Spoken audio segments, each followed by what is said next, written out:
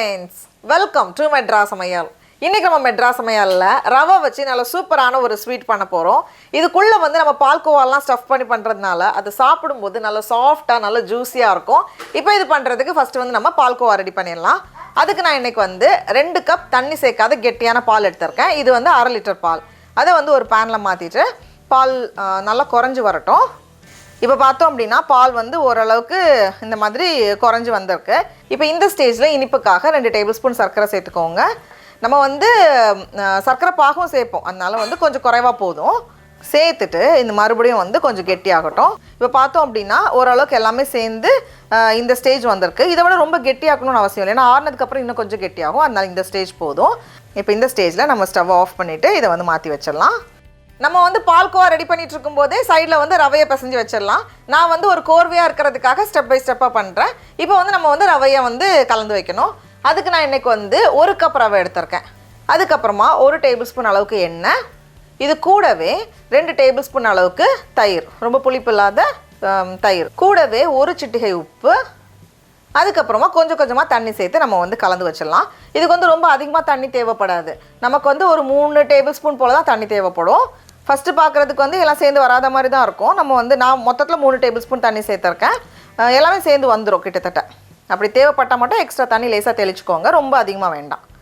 இப்போ பார்த்தோம் அப்படின்னா ஓரளவுக்கு எல்லாம் சேர்ந்து வந்துருச்சு. இதை வந்து ஒரு 2 நிமிஷம் போல் கை வச்சு நம்ம நல்லா கலந்து வச்சிடலாம். அவ்வளோதான், கலந்து ரெடியாக வச்சுருக்கேன். இது வந்து ஒரு 15 நிமிஷம் போல் இருக்கட்டும். இப்போ 15 நிமிஷத்துக்கு அப்புறமா இதிலேருந்து நான் ஒரு 10ஆக பிரிக்க போகிறேன்.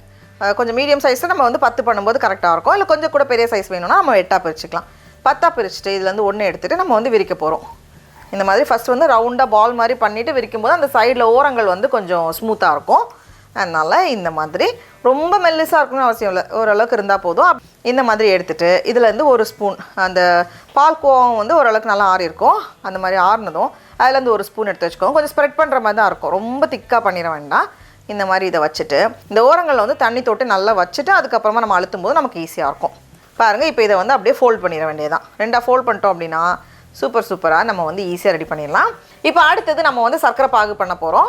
அதுக்கு ஒரு பேனில் 1 கப் சர்க்கரை சேர்த்துருக்கேன். இது வந்து 200 கிராம்.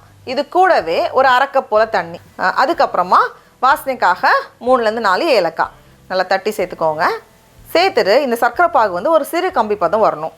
ஒரு கம்பி பதம் வந்துருச்சு அப்படின்னா என்ன ஆகும்னா சர்க்கரை பாகு வந்து நல்லா வெளியே வந்து கோட் ஆகும், நல்லா வந்து கிறிஸ்டலைஸ் ஆகிற மாதிரி ஒரு கோட்டிங் இருக்கும். நல்ல ஜூஸியாக வேணும் அப்படின்னா நமக்கு இந்த பதம் கரெக்டாக இருக்கும். பாருங்கள், அப்போ வந்து உள்ளே வரைக்கும் இறங்குறதுக்கு ஈஸியாக இருக்கும். பாருங்கள், இந்த மாதிரி நல்லா ஒரு சிறு கம்பி மாதிரி வரதில்ல, இந்த பதம் போதும். இப்போ நம்ம ஸ்டவ் ஆஃப் பண்ணிடலாம். ஆஃப் பண்ணிவிட்டு இது ஓரமாக இருக்கட்டும். இப்போ ஒரு பேனில் கொஞ்சம் எண்ணெய் சூடு பண்ண வச்சுருக்கேன். இது வந்து கொஞ்சம் மீடியம் ஹீட்லேயே வச்சுக்கோங்க. வச்சுட்டு இந்த மாதிரி நம்ம சேர்த்துட்டு 2 பக்கமும் நல்ல கோல்டன் கலர் வரது வரைக்கும் நம்ம வந்து பொரிய வச்சு எடுக்கணும். அந்த எட்ஜஸ் வந்து ஓரளவுக்கு சீல் ஆகிருக்கும் போது தான் நமக்கு வந்து உள்ளே இருக்கிற அந்த ஸ்டஃபிங் வந்து வெளியே வராது. அதனால் அந்த தண்ணி தொட்டு கொஞ்சம் நல்லா அழுத்தி வச்சுக்கோங்க. வச்சுட்டு நம்ம 2 பக்கமும் திருப்பி போட்டுட்டு நல்ல ஒரு கோல்டன் கலர் வந்ததும் இதை எடுத்து நம்ம வெளியே வச்சிடலாம். அவ்வளோதான். இப்போ பாருங்கள், இப்போ இதை எடுத்து நம்ம அப்படியே அந்த எண்ணெயை ஃபுல்லாக வடிகட்டிக்கோங்க. எண்ணெய் ரொம்ப இருந்துச்சுன்னா அந்த சர்க்கரை பாகு கோட் ஆகிறதுக்கு கொஞ்சம் கஷ்டமாக இருக்கும். அதனால் ஃபுல்லாக தட்டிட்டு அப்படியே நம்ம சர்க்கரை பாகு வந்து கொஞ்சம் வெதுவெதுப்பாக இருக்கும், ஏன்னா இப்போ தான் நம்ம பண்ணோம். இல்லை கொஞ்சம் முன்னாடியே பண்ணி வச்சிட்டிங்கன்னா லேசாக சூடு பண்ணிக்கோங்க. உள்ளே சேர்த்துட்டு அது வந்து கொஞ்சம் ஊறட்டும். இப்போ பார்த்தோம் அப்படின்னா அந்த சர்க்கரை பாகில் நல்லா சூப்பராக ஊறி ரெடியாக இருக்குது. உள்ளே வந்து நல்லா இறங்கியிருக்கும் அந்த சர்க்கரை பாகெல்லாம். பாருங்கள் எவ்வளோ நல்லா ஜூஸியாக சூப்பராக இருக்குன்னு. சடா, நம்மளோட ஸ்வீட் பாருங்களேன் எவ்வளோ சூப்பராக ரெடியாக இருக்குன்னு. இப்போ நம்ம டேஸ்ட் பண்ணி பார்க்கலாமா?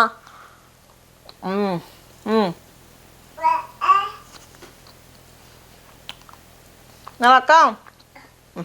நீங்களும் கண்டிப்பாக அந்த ரெசிபியை வீட்டில் செஞ்சு பாருங்கள். உங்களுக்கு இந்த வீடியோ பிடிச்சிருந்துச்சுன்னா மெட்ராஸ் சமையலுக்கு சப்ஸ்கிரைப் பண்ணுங்கள்.